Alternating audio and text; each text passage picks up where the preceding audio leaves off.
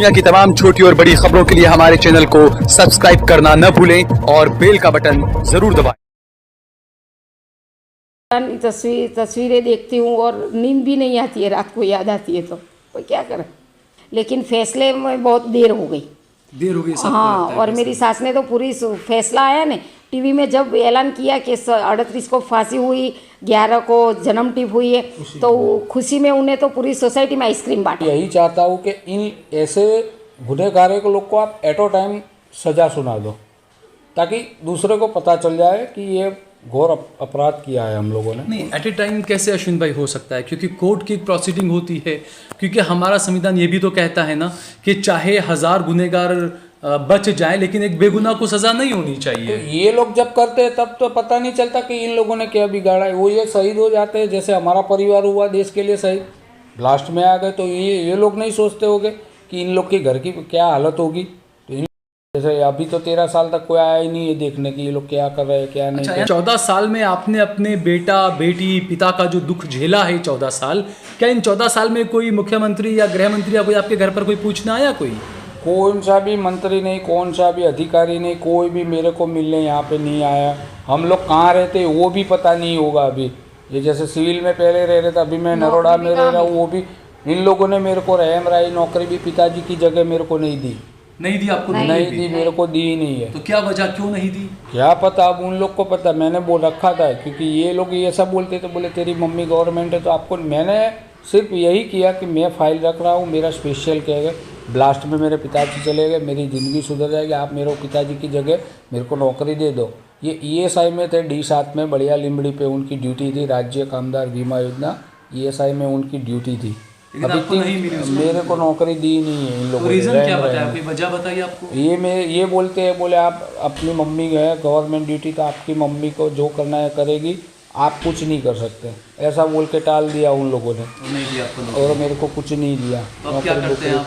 अभी मेरे पे इधर ही मैं सैलरी में था, लेकिन मेरी स्पाइन की तकलीफ है तो अभी मैं फ्री बैठा हूँ। अभी घर बैठे हुए हैं, अभी आपको जॉब हाँ, नहीं है? नहीं है। हाँ, तो अभी घर कैसे चलता है फिर आपका? तो मेरी मम्मी गवर्नमेंट है, पेंशन चलती है, बस उन्हीं की पेंशन से आपका गुजारा होता है। सरकार की तरफ से और अभी कोई सहायता कुछ भी नहीं है? अभी कुछ भी नहीं है। भाईचारे से रहना चाहिए। ये जो बाहर के देश वाले के, बाहर के राज्य वाले जो करते हैं वो अपने ध्यान में नहीं देना चाहिए। अब जैसे हमारी हालत हो गई है, दूसरों की नहीं हो है, इसलिए जातिवाद प्लीज़ आप बंद कर दीजिए और भाईचारे से रहिए। मैं यही संदेशा देना चाहता हूँ। बिल्कुल। आप देख रहे हैं देश लाइव, देश की आवाज़। इस वक्त मैं अहमदाबाद के नरोड़ा इलाके में हूँ। अहमदाबाद सीरियल धमाकों के मामले में अदालत ने जो फैसला सुनाया, ऐतिहासिक फैसला इसे इसलिए कहा गया क्योंकि एक साथ 38 लोगों को फांसी की सज़ा सुनाई गई। देश में ऐसा ये पहला मामला है जहां इतने सब लोगों को एक साथ फांसी की सज़ा सुनाई गई हो। इस मामले में जो पूरा सिविल ब्लास्ट का जो मामला था, इस मामले में हमने पिछले खबर में आपको दिखाया था कि किस तरीके से जो एक और विक्टिम थे यश, उनकी दादी से हमने बात की, यश से हमने बात की, जिनको सज़ा हुई उनके परिवार वालों से हमने बात की। और इसीलिए आज हम एक और जगह पर आए हैं यहाँ पर कि जो पुरुषोत्तम भाई थे उनकी डेथ हो गई। अश्विन भाई हैं, अश्विन भाई के पिता पुरुषोत्तम भाई, उनकी डेथ हुई थी सिविल अस्पताल के ट्रॉमा सेंटर के बाहर जो धमाके हुए थे उसमें। अश्विन भाई ने अपने पिता को भी खोया, अपनी बेटी को भी खोया, अपने बेटे रोहन को भी खोया, अपनी बेटी श्रद्धा को भी खोया। एक ही घर में 3 लोगों को खोया। तो इसलिए जिस तरीके से कोर्ट ने जो फैसला सुनाया उसके बाद में लोगों की अलग अलग प्रतिक्रियाएं आ रही है, अलग अलग बातें हो रही है, उस बारे में आज हम बात करेंगे। सबसे पहले हम आपसे बात करेंगे, क्या नाम है आपका? गीताबेन अश्विन भाई पटेल। गीताबेन, 2008 में जो हुआ था ये ब्लास्ट, आपने अपने ससुर को खोया, अपनी बेटी श्रद्धा को खोया, बेटे रोहन को खोया, क्या हुआ था उस दिन, थोड़ा बताएंगी आप? उस दिन शाम को 6:45 बजे घर पे मैं खाना बना रही थी और धमाका हुआ। धमाका, मेरा बेटा तो गार्डन में खेल रहा था, तो मैं सीधी दौड़ के वहाँ गई गार्डन में, तो गार्डन में कोई नहीं था। तो मैंने वहाँ था, उसने बोला मेरा बेटा कहाँ है, तो बोले वो तो उनके दादा के साथ गया है, हमें तो पता ही नहीं था। फिर हमने सारी रात ढूंढा उसको, और पुलिस वालों ने, आर्मी वालों ने, सबने हमें बताया छोटे बच्चे कोई नहीं है कि आप दूसरी जगह ढूंढो। तो हमने पूरी रात ढूंढा। फिर सुबह रविवार को सुबह 7 बजे मेरी बेटी मिली। तो उन लोगों ने बोला भाई एक लड़की मिली है, क्या अपनी लड़की ने क्या पहना था? तो मैंने बोला स्कर्ट मिली। तो कलर कौन सा था? मैंने बोला कॉफ़ी और पीला। तो कि वो आपको देखना पड़ेगा के। फिर मेरी बेटी को मिली, फिर हम मेरे ससुर को उनका तो आप देखने गए अपनी बेटी को आप? हाँ, देखने गई थी। तो देखिए आपने डेड बॉडी पहचान लिया आपने? उन सच में बोलूँ तो मैंने इतना नहीं देखा था, लेकिन मेरे ससुर का सर देखा था और मेरी बेटी का, मेरे बेटे का तो कुछ था ही नहीं। आपके बेटे का कुछ नहीं, उनका सिर्फ दांत था, उस पे से आपने पहचाना? उस पे से कुछ के उसके दांत आगे पीछे थे। अच्छा। और छोटे बच्चे में ये 2 ही थे, इसलिए। तो आपके 2 ही बच्चे थे आपके? 2 ही थे उस वक्त। और बाद में फिर तीसरा बेटा आपको कब हुआ? 1 साल बाद। 1 साल ब्लास्ट के जब आपने 2 बच्चे खोया, फिर उसके 1 साल बाद आपको तीसरा बच्चा हुआ। तो आप माता हैं, पुरानी यादें काफ़ी जुड़ी होती है, तो कभी याद आती तो आप क्या करती हैं? कुछ पुरानी तस्वीरें देखती हैं या कपड़े देखती हैं? क्या कैसे क्या करती हैं? पुरानी तस्वीरें देखती हूँ और नींद भी नहीं आती है, रात को याद आती है तो क्या करें।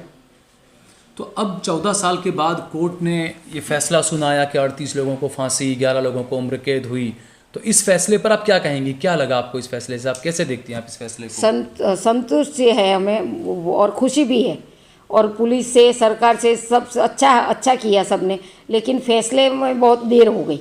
देर हो गई सबको? हाँ, और मेरी सास ने तो पूरी फैसला आया ना टीवी में, जब ऐलान किया कि 38 को फांसी हुई, 11 को जन्म टिप हुई है, तो खुशी में उन्हें तो पूरी सोसाइटी में आइसक्रीम बांटा, पूरी सोसाइटी में? हाँ, कि चलो अच्छा हुआ कि अब जो हमारे साथ हुआ है, ये फांसी की सजा होने दूसरे के साथ ऐसा ना हो। अब बिल्कुल। और वो डरेंगे, वो लोग डरेंगे, फांसी होएगी तो वो डरेंगे। हम तो पहले से ही कहते थे कि फांसी होनी चाहिए, लेकिन देर बहुत हो गई। देर बहुत हो गई। हाँ। तो आपको लगता है कि इस मामले में देर हुई, तो जो दूसरे भी ऐसे मामले हैं आतंकवाद के, आपको लगता है कि उसमें भी कोर्ट को ऐसी इस तरह से सख्त सजा देनी चाहिए, चाहे जिस भी उसमें मजहब या कुछ ऐसा नहीं देखना चाहिए? जो नहीं, देनी ही चाहिए। कोई भी गुनहगार को ऐसे छोड़ना नहीं चाहिए। और लंबी प्रोसेस में वो क्या होता है कि हाई कोर्ट, सुप्रीम कोर्ट में वो लोग छूट जाते हैं, वो नहीं होना चाहिए। नहीं, वो तो फिर कानूनी प्रक्रिया से छूटते हैं ना, उसमें तो हम कुछ कर नहीं सकते। हाँ, वो तो कुछ कर नहीं सकते। हाँ, वो तो क्योंकि इंसाफ तो होता है, तो हमको तो कोर्ट का फैसला मानना है। तो हम बात करेंगे अश्विन भाई से भी। अश्विन भाई, जिस तरीके से 2008 में ये जो हुए थे सीरियल धमाके अहमदाबाद में, आपने अपने पिता को, बेटे को खोया, तो आपकी बता रही हैं आपकी पत्नी की आपकी हालत ऐसी नहीं थी कि आप हॉस्पिटल जा सकें। आपकी पत्नी गई वहाँ पर, उन्होंने सबको पहचाना। आपका क्या, जब आपने सुना ये धमाके की खबर और अपने घर के परिवार के लोगों का उसमें, तो आपको क्या पहला आपका रिएक्शन कैसा था? ऐसे रिएक्शन में तो क्या हुआ, मेरे को तो पता ही नहीं था कि बोले ये लोग आ जाएंगे, लेकिन बहुत क्लोज में आ गए थे ये लोग, और मैं तो मानता ही नहीं था, क्योंकि मेरे पिताजी थोड़ा सा भी कुछ भी होवे तो बच्चों लोग को भग जाते हैं। जैसे कुछ मारा मारी होती तो वहाँ से बच्चे लोग को रखते भी नहीं थे। फिर भी ये वहाँ से जाके आ गए। स्कूटर उन्होंने वहाँ पे पार्क किया था बाजू में। एक धमाका हुआ पहले, बाद में दूसरा धमाका हुआ। दूसरे धमाके में तीन आ गए, बहुत क्लोज से आ गए थे उस टाइम पे। मेरे को तो कुछ पता ही नहीं चलता। 3 दिन तक तो मेरा मेंटली इफेक्ट हो गया था और कुछ मेरे को पता ही नहीं चलता था। मैंने कुछ उनकी बॉडी स्पेयर पार्ट, उसके अंग, कुछ भी मेरे बच्चों का मैंने देखा ही नहीं था। अच्छा, तो अब जिस तरीके से फैसला आया, 14 साल का एक अरसा हुआ, 14 साल के बाद में फैसला आया, 38 लोगों को फांसी की सज़ा हुई, 11 लोगों को मरते दम तक, आखिरी सांस तक उम्र कैद की सज़ा है, तो इस फैसले को आप कैसे देखते हैं? क्या कहेंगे आप इस फैसले को? बहुत खुशी से देखता हूँ, फैसला भी बहुत बढ़िया है। और मैं तो यही चाहता हूँ कि इन ऐसे गुनहगारों को लोग को आप एट अ टाइम सज़ा सुना दो, ताकि दूसरे को पता चल जाए कि ये घोर अपराध किया है हम लोगों ने। नहीं, एट ए टाइम कैसे अश्विन भाई हो सकता है? क्योंकि कोर्ट की एक प्रोसीडिंग होती है, क्योंकि हमारा संविधान ये भी तो कहता है ना कि चाहे 1000 गुनहगार बच जाएं, लेकिन एक बेगुनाह को सज़ा नहीं होनी चाहिए। तो ये लोग जब करते हैं तब तो पता नहीं चलता कि इन लोगों ने क्या बिगाड़ा है। वो ये शहीद हो जाते हैं, जैसे हमारा परिवार हुआ देश के लिए शहीद, लास्ट में आ गए। तो ये लोग नहीं सोचते होंगे कि इन लोग के घर की क्या हालत होगी? तो इन लोग को भी सोचना चाहिए ना। जब उनका घर वाले मरे तब क्या होता है, उन लोग को पता चलना चाहिए। जब हमारा ऐसा हुआ है तो तुम उस टाइम पे नहीं कर सकते, ये ब्लास्ट करते हो तुम। तुम्हारा मजहब में क्या नहीं बोलते कि ये बहुत पाप है? बिल्कुल, किसी भी कोई भी मजहब हो, हर मजहब में कहा जाता है कि बेकसूर की किसी की भी जान लेना बहुत बड़ा, हर मजहब का ये रहता है। मेरे परिवार वालों ने क्या बिगाड़ा था? बेकसूर थे, गुनहगार थे, नन्हे 2 बच्चे ने क्या बिगाड़ा उन लोग का? मैं यही चाहता हूँ, बोले यार ये जो है एट अ टाइम ही करो इन लोग को। बिल्कुल सांत्वना होनी चाहिए, क्योंकि जिस तरीके से हुआ, अपने परिवार को खोया, यहाँ पर हमें किसी का पक्ष नहीं लेना है। लेकिन हमने ये भी देखा अश्विन भाई, पिछले कुछ सालों पहले अक्षरधाम हमला हुआ था, उस मामले में गुजरात की तमाम कोर्टों ने फैसला सुना दिया था फांसी का अक्षरधाम हमले के आरोप जिन पर था।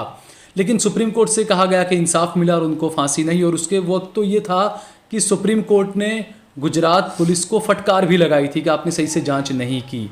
तो ये भी तो सही है ना कि किसी गलत को सज़ा न हो जाए, ये भी तो देखना चाहिए। ये भी सही है। अब तुम देखो, ये कसाब को एक दिन का खर्चा क्या था, क्यों रखा?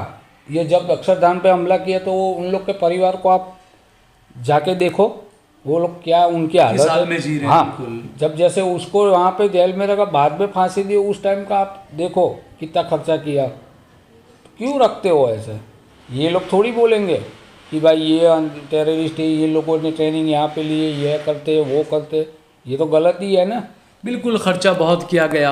तो आप में भी, जैसे आपके परिवार के जो 3 लोगों की जान गई, तो सरकार की तरफ से आपको क्या क्या सहायता मिली, कितना पैसा मिला, वकीलों का खर्चा वगैरह सब क्या क्या आपको कितना मिला? क्या हम लोग तो कुछ बांध में ही नहीं थे, वो लोग खुद आके सेंट्रल गवर्नमेंट से, केंद्र में से, राज्य में से आके चेक दिए जाते थे। हमको तो पता ही नहीं, हमको किसी ऑफिस में भी नहीं बुलाया है। अभी तो 13 साल तक कोई आया ही नहीं है देखने की ये लोग क्या कर रहे हैं क्या नहीं। अच्छा, यानी ये एक बात ये सही कि आपने 13 साल तक कोई आया नहीं, क्योंकि अक्सर ये देखा हमने अश्विन भाई कि जब भी कोई धमाका या ऐसा कुछ होता है तो वो शुरू के दौर में 1-2 महीने रहते हैं कि नेता लोग आपको बुलाते हैं या उसी दिन मुख्यमंत्री हॉस्पिटल में आके मिलके चले जाएंगे। लेकिन क्या ये 14 साल में आपने अपने बेटा बेटी पिता का जो दुख झेला है 14 साल, क्या इन 14 साल में कोई मुख्यमंत्री या गृह मंत्री या कोई आपके घर पर कोई पूछने आया? कौन सा भी मंत्री नहीं, कौन सा भी अधिकारी नहीं, कोई भी मेरे को मिलने यहाँ पे नहीं आया। हम लोग कहाँ रहते वो भी पता नहीं होगा। अभी ये जैसे सिविल में पहले रह रहे थे, अभी मैं नरोड़ा में रह रहा हूँ, वो भी इन लोगों ने मेरे को रहम राई नौकरी भी पिताजी की जगह मेरे को नहीं दी। नहीं दी आपको? नहीं दी, मेरे को दी ही नहीं है। तो क्या वजह, क्यों नहीं दी? क्या पता, अब उन लोग को पता। मैंने बोल रखा था, क्योंकि ये लोग ये सब बोलते थे, बोले तेरी मम्मी गवर्नमेंट है तो आपको। मैंने सिर्फ यही किया कि मैं फाइल रख रहा हूँ, मेरा स्पेशल कहेगा ब्लास्ट में मेरे पिताजी चले गए, मेरी ज़िंदगी सुधर जाएगी, आप मेरे पिताजी की जगह मेरे को नौकरी दे दो। ये ESI में थे, D7 में, बढ़िया लिमड़ी पे उनकी ड्यूटी थी, राज्य कामदार बीमा योजना ESI में उनकी ड्यूटी थी।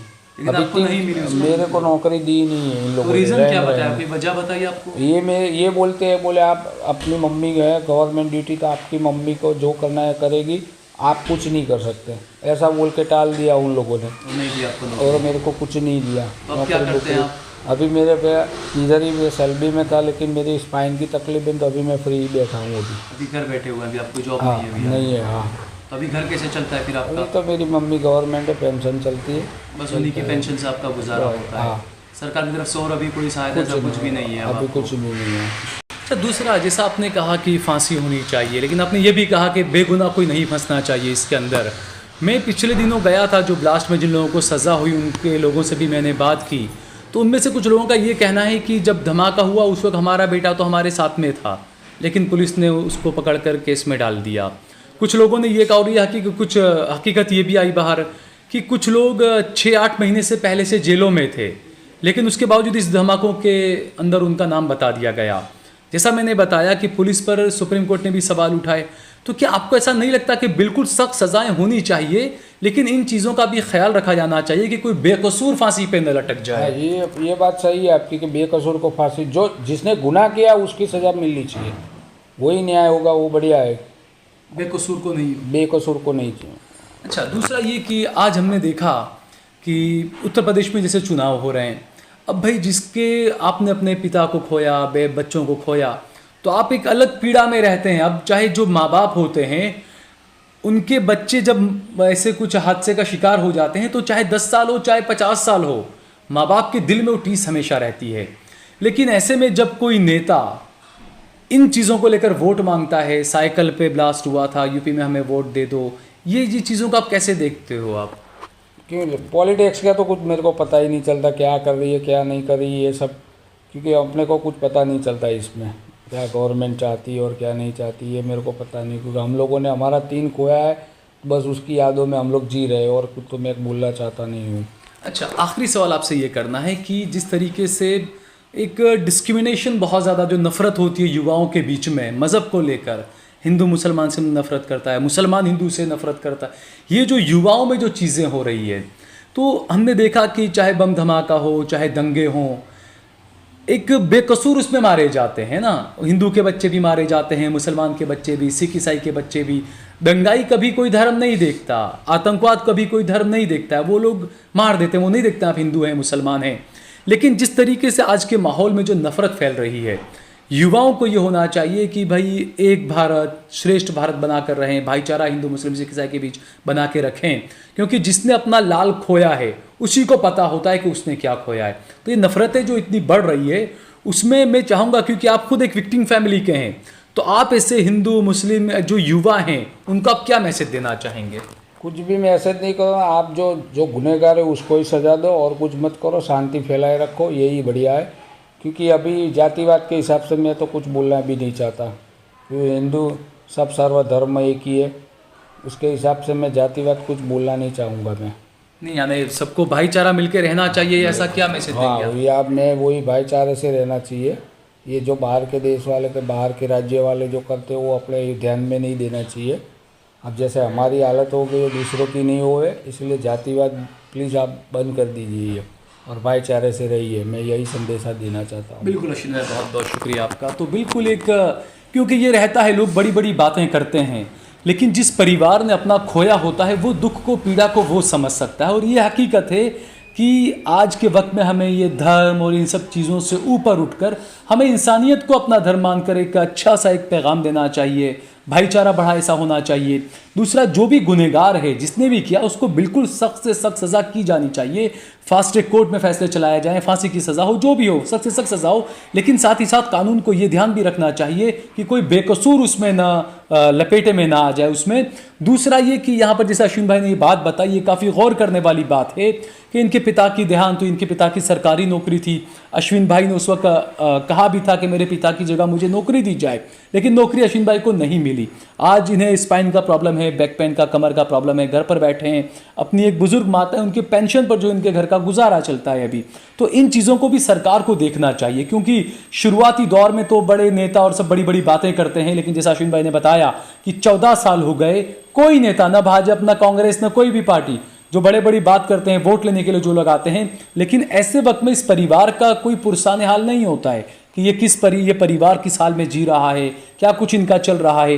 वोट लेने के लिए भले नाम का इस्तेमाल कर लें किसी का भी, लेकिन ये परिवार किस हाल में होता है, इस पर भी जो है वो सरकारों को और जो सियासी पार्टियां उनको ध्यान देना चाहिए।